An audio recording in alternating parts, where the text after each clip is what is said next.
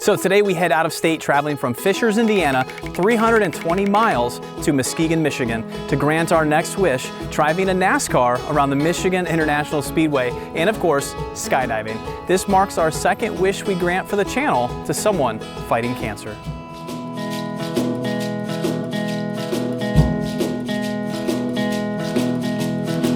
So meet Jeremy. He's a 50-year-old family man with 3 kids. He enjoys hanging out with family, friends, working on puzzles, and walking on the beach. He has always wanted to drive a NASCAR and go skydiving. At the age of 49, he started to have nausea and vomiting. He could no longer enjoy a full meal with his family. Symptoms continued to progress, suffering weight loss and fatigue. He had an endoscope and biopsy done and received the devastating news when he was told that he had esophageal cancer. So Jeremy would begin a fight for his life, a fight for his family, and currently continues to do anything he can for just one more day. With chemo and radiation keeping him down, he is definitely in need of a smile. His girlfriend reached out, simply requesting an adrenaline rush to take his mind off his cancer battle, to feel the wind, the speed, and to smile once again. So let's go meet Jeremy. So Jeremy, thank you for being with us. Thank you for wanting to tell your story. I understand you were diagnosed at the age of 49. What were some of the symptoms that you had at that time? Well, the symptoms started out with, like, every time I tried to eat, I'd get hiccups really bad. And, you know, I'd finally get rid of them and start eating again, and hiccups would be right back, just violent hiccups. Like, I couldn't get rid of them, like, no matter what I did. I understand it's kind of difficult to eat meals with families, to enjoy a dinner. Yeah, after gnawing on, you know, one bite for, 30 minutes or so, trying to swallow it, you're not wanting to go down, not wanting to swallow, somehow it just tells you it doesn't want to swallow, almost like you're too full. So when you had that endoscopy, when you had that first scope and the biopsy came back and they said, Jeremy, you have cancer, what were your initial thoughts? A lot of despair, a lot of what's going to happen next. What do I even do? It let the air out of my balloon. Just a lot of dread came over me. What's my family going to do without me, you know? It was devastating, to tell you the truth. Now, how have things progressed so far? How many rounds of chemo? How many rounds of radiation? I've had 12 rounds of chemo and 27 rounds of radiation. That was a really rough time going through my first initial 8 rounds of chemo, because they gave me the highest dose of chemo you can get. And it definitely took it out of me. So with kind of where you're at right now, looking back, is there anything that you wish you would have known sooner? Definitely. I would definitely 100% wish that I'd have known there was more wrong with me than what there really was, because I just assumed that it wasn't a big deal, it'd pass. If I'd have gotten seen a year sooner, I might be doing a lot better. Now, for those watching right now that have just been diagnosed with cancer, maybe even have the same cancer, what advice would you tell them? Stick to your guns, be strong, don't let it beat you, And keep fighting. Fight on, the fight always continues. So now I know that you're aware of kind of what's coming, all right? We got the wish nomination from your girlfriend, basically wanting to give you an adrenaline rush. And so we have a whole entire NASCAR experience, and we have skydiving for you. I literally wanted to bring everything in a jam-packed weekend to bring that much needed smile. The goal of Physicians for Wishes is to bring that smile, and I want to give that to you today. Good. This is one of the coolest things that's ever happened to me, and I can't even begin to say how excited I am about this. All I can say is thank you. Let's do it, all right? All right, sounds great.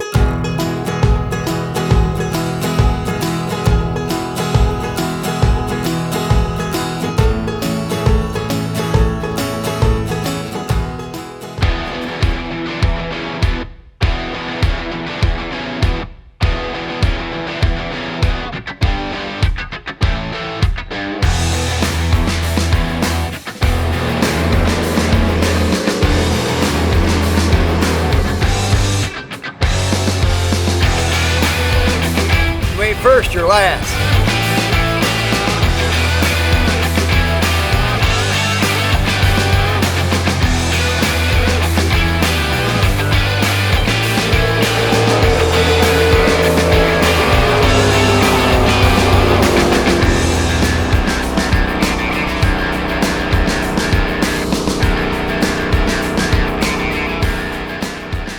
So how did that make you feel, being able to go close to 20 laps in 2 different cars around the Michigan International Speedway? It was flipping awesome. It definitely cured the need for speed. I feel almost like I've been reborn. Like, it's just, the adrenaline's rushing. Talk about a shock, huh? Get to go twice. That was pretty cool.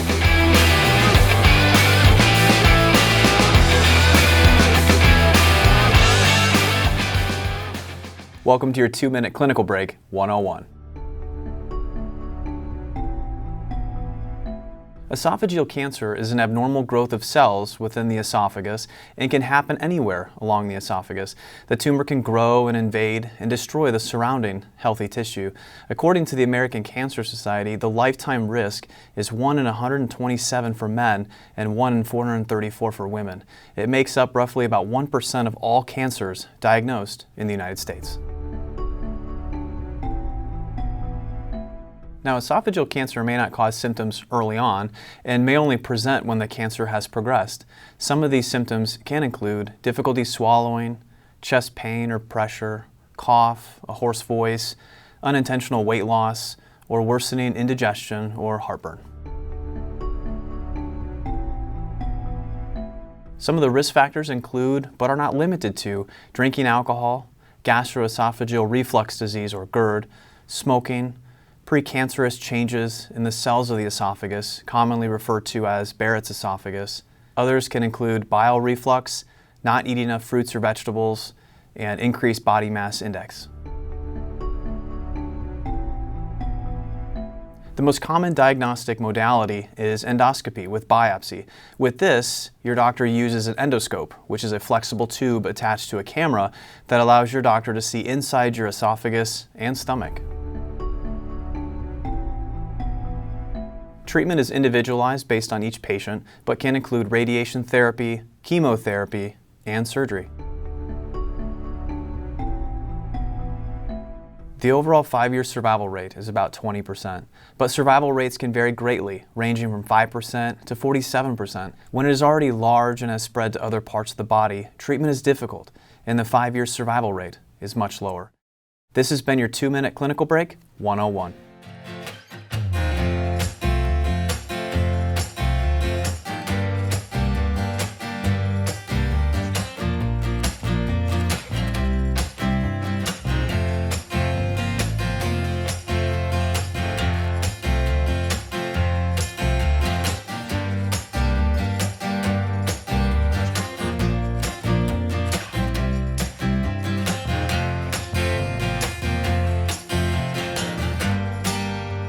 Jeremy, how you doing, man? I'm doing great. Yeah, what are you here doing today? I'm going to jump out of a pretty good airplane for the first time ever. Yep. I'm not too nervous, but I'm definitely excited. Awesome, man. You can't get a rush like this. There's nothing better than this. Nope, I would do this all day, every day. We'll see you up there. Let's go! Woo!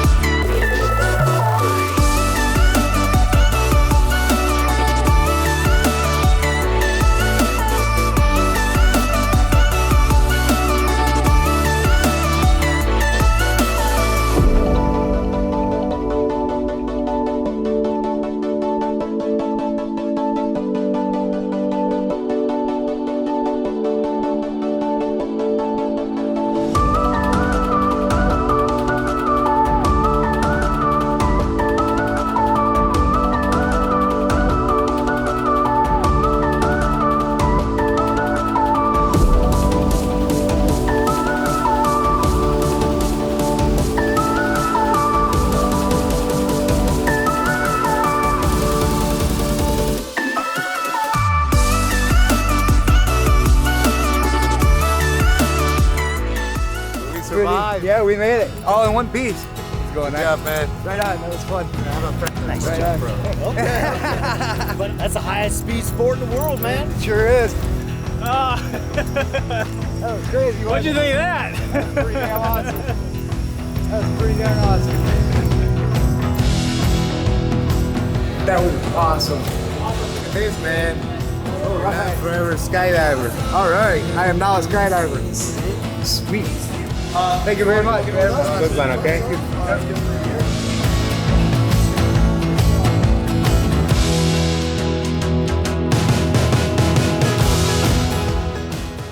I want to thank you, Physicians for Wishes. This was the coolest experience I've ever had, and thank you so much. Still a little jittery. Being able to hear your story, that, you know, it's very special.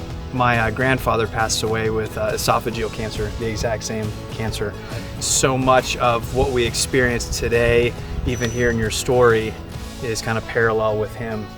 And so it hits a little bit harder for me. It kind of hits home for me a little bit more because, you know, of his battle and then granting a wish with someone that had that same cancer. So Yeah, I've done some stuff. I lived in Hawaii, I've lived in Florida, but this by far takes the cake.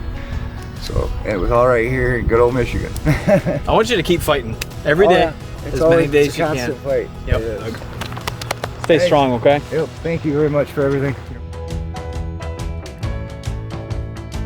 So this has been Physicians for Wishes. If you want to be a part of the Wish video and help us, a PayPal link to donate is in the description, in addition to a link to the channel store, so check it out. Follow us along as we continue to bring that much needed smile. Please subscribe so Dr. Taylor may continue to bring a glimmer of hope to those like myself fighting cancer. Thank you everybody for watching. We'll see you next time.